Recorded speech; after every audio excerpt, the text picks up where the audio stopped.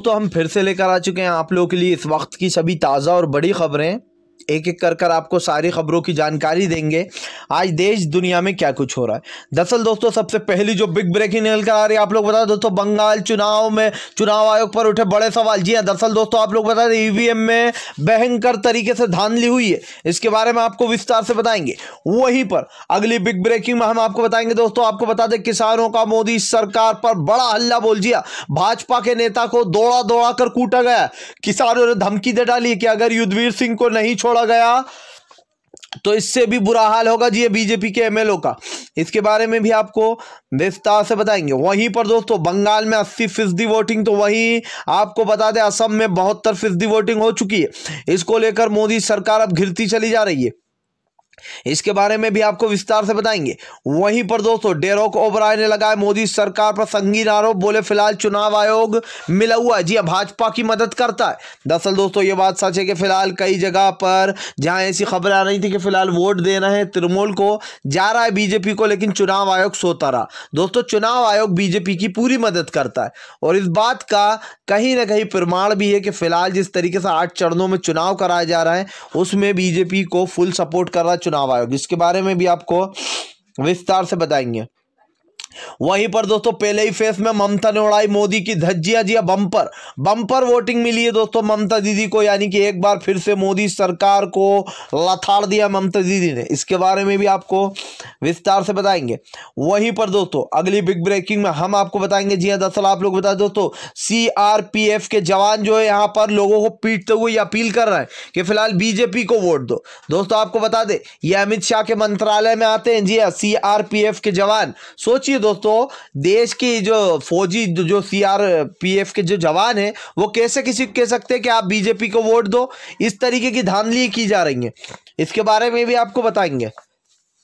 तो सारी खबरें दोस्तों एक एक कर देंगे।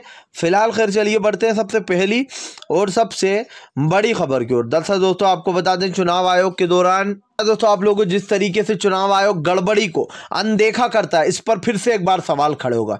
जी हाँ दोस्तों कल पहले चरण का वोट था जो है बंगाल में, लेकिन आपको बता दें बड़े पैमाने पर धांधली की गई है।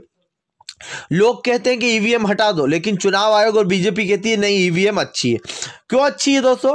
क्योंकि इससे बीजेपी का फायदा होता है। ईवीएम क्यों नहीं हटाने दी जाती? क्योंकि बड़े पैमाने पर गड़बड़ी होती है। पेपर में तो यह था दोस्तों कि लोग अपने हाथ से पर्ची लिखकर डाल दिया करते थे, उसमें कोई गड़बड़ी नहीं होती थी। लेकिन अब जब से ईवीएम आई है तब से दोस्तों घोटाले बढ़ते जा रहा है।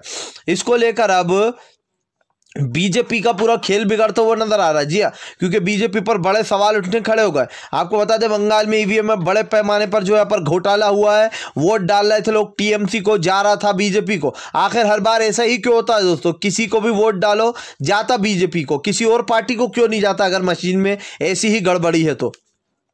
ये सोचने वाली बात है दोस्तों। जब बिहार के चुनाव हुए थे तो आपने देखा होगा बिहार में लोग तेजस्वी यादव आरजेडी का बटन दबा रहे थे और वोट जा रहे थे बीजेपी को। उन सवालों के जवाब अभी तक नहीं मिल पाए और चुनाव आयोग दोस्तों चुपचाप बैठ जाता। चुनाव आयोग दोस्तों अब निष्पक्ष नहीं रहा है। चुनाव आयोग पर अब किसी को भरोसा नहीं है, बड़ा दलाल बन चुका है ये भाजपा का। फिलहाल खैर चलिए हम बढ़ते हैं एक और अगली बिग ब्रेकिंग की तरफ।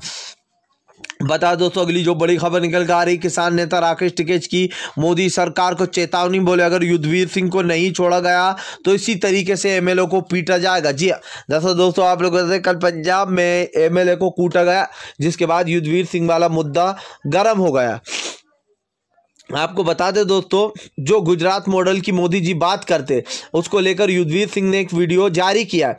युद्धवीर सिंह का कहना है कि मोदी कहते हैं कि हम हर जगह को गुजरात मॉडल बनाएंगे। ये है गुजरात मॉडल जहां पर लोगों की आज़ादी छीन ली गई है। अब प्रेस कॉन्फ्रेंस भी नहीं करने दिया जाता है।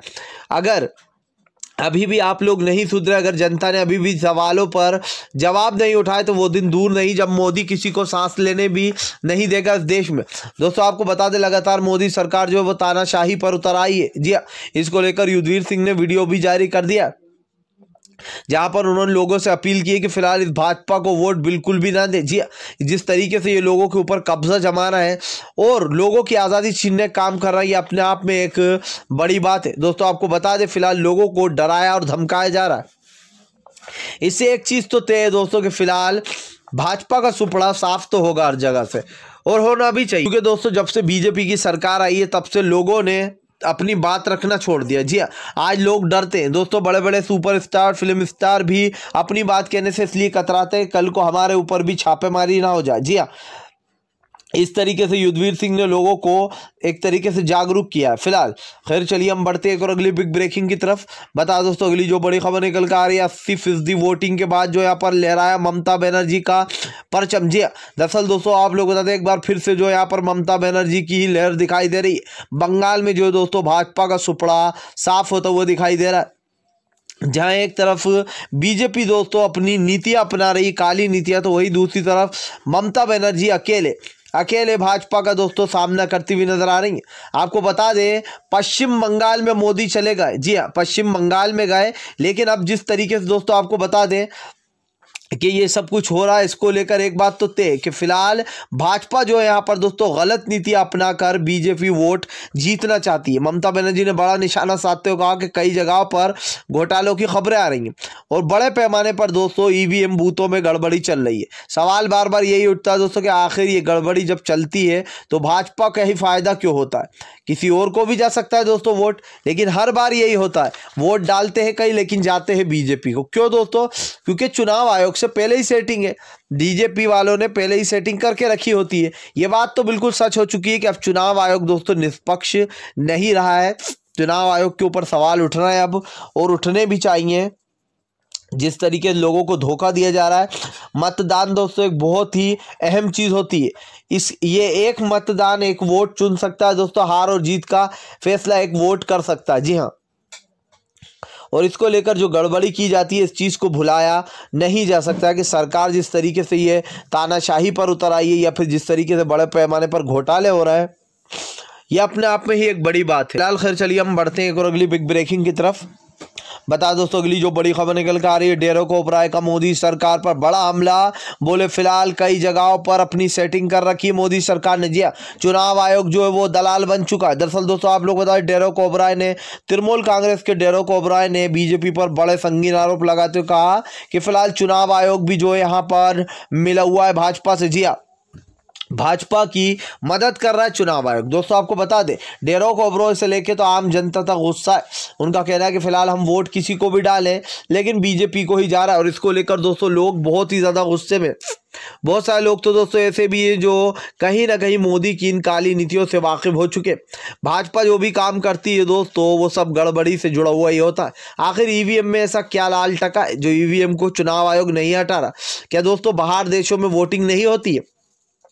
क्या अमेरिका जैसा दोस्तों सबसे शक्तिशाली देश माना जाता है अमेरिका, वहां पर भी ईवीएम का यूज नहीं होता, तो आखिर मोदी ईवीएम का यूज क्यों करते? जी ये सवाल है। और भाजपा के लोगों ने कई बार ये कहा है दोस्तों कि वोट किसी को भी दो मिलेगा हमें ही। जी दिग्विजय सिंह ने भी आरोप लगाया था कि फिलहाल बीजेपी के लोग कहते हैं कि वोट किसी को भी दे दो लेकिन मिलेगा हमें ही। जी हाँ, फिलहाल खैर चलिए हम बढ़ते हैं अगली बिग ब्रेकिंग की तरफ।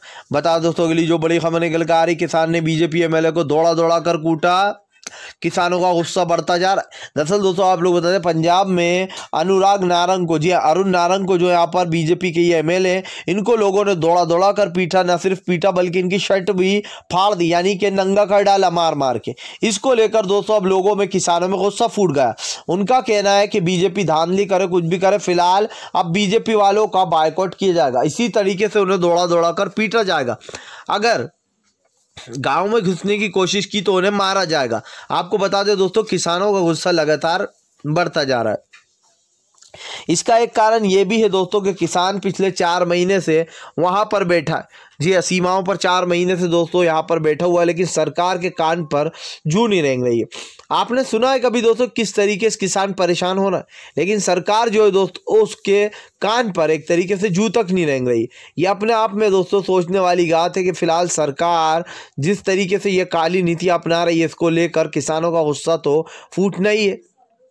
भाई किसान जो है वो गुस्सा हो चुके हैं। आज 4 महीने से बैठा हुआ किसान, अगर उसको दोस्तों खाना पानी सब चीज़ के लिए मेहनत तो करता ही है, लेकिन आज इस तरीके से बॉर्डरों पर बैठा हुआ परेशान हो रहा है अपने बच्चे बीवियों को छोड़कर, ये अपने आप में दोस्तों एक बड़ी बात है। और इस चीज़ पर आपको, हमें और सबको सोचना चाहिए। आप लोग सोचते हैं कि हम क्यों जाएं, हमारा क्या होगा। जी हाँ, लेकिन ऐसा नहीं है दोस्तों। देश में जो यहाँ पर बदलाव तभी आता है जब आंदोलन छिड़ते हैं। जी हाँ, और अगर आंदोलन छिड़ेंगे तभी तो बदलाव आएगा, वरना मोदी सरकार की तानाशाही लोगों के ऊपर इसी तरीके से बढ़ती चली जाएगी। फिलहाल खैर चलिए हम बढ़ते हैं और अगली बिग ब्रेकिंग की तरफ। बता दोस्तों अगली जो बड़ी खबर निकल कर आ रही है, CRPF के जवान जो है दोस्तों लोगों को पीट के बोल रहा है कि फिलहाल बीजेपी को वोट डालो। जी है दोस्तों, आपको बता दें बंगाल से एक वीडियो दोस्तों वायरल हुआ जिसमें CRPF के जवान कह रहा है कि फिलहाल बीजेपी को वोट दो।